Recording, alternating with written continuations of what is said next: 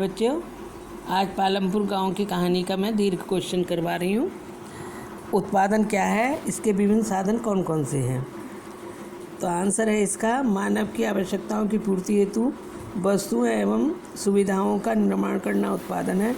मानव की अनेक आवश्यकताएं हैं, जैसे भोजन, कपड़ा, आवास, शिक्षा, स्वास्थ्य, सुरक्षा आदि। उत्पादन के साधन, ऐसी सभी वस्तुएं व सेवाएं जो उत्पादन कार्य से में सहायता करती हैं उत्पादन के साधन कहलाती हैं। जैसे भूमि, नंबर 1 इसमें भूमि है। भूमि अर्थात प्रकृति द्वारा दी गई निःशुल्क वस्तुएं, जैसे जमीन, नदी, पहाड़, समुद्र, वायु, सूर्य का प्रकाश, खनिज पदार्थ, जीव आदि।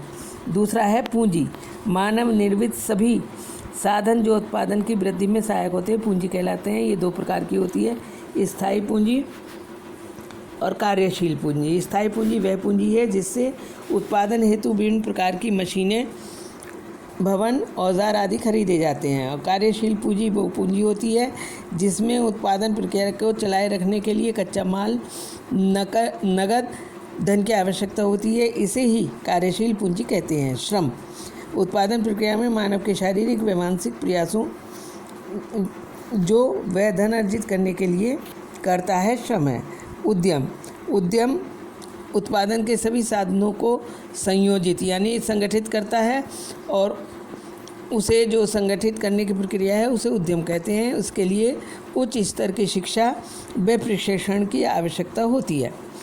दूसरा क्वेश्चन है, गैर कृषि क्रियाएं पर संक्षिप्त टिप्पणी लिखिए। कृषि कार्यों के अतिरिक्त वे सभी क्रियाएं जो धन कमाने हेतु की जाती हैं। गैर कृषि क्रियाएं यानी खेती के अलावा जो क्रियाएं होती हैं, तो उसमें सबसे पहला है दुग्ध व्यवसाय।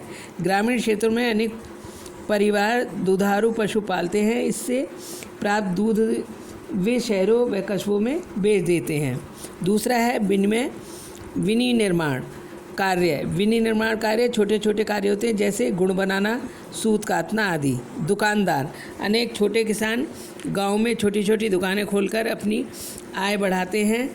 इनकी दुकान पर तेल, चीनी, दाल, चावल, बीड़ी आदि मिलते हैं। परिवहन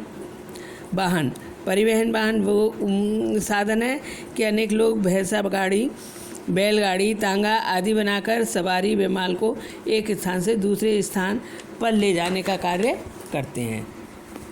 ठीक है, अब ये आप उतार लेना, ये लेसन आपका पूरा हो।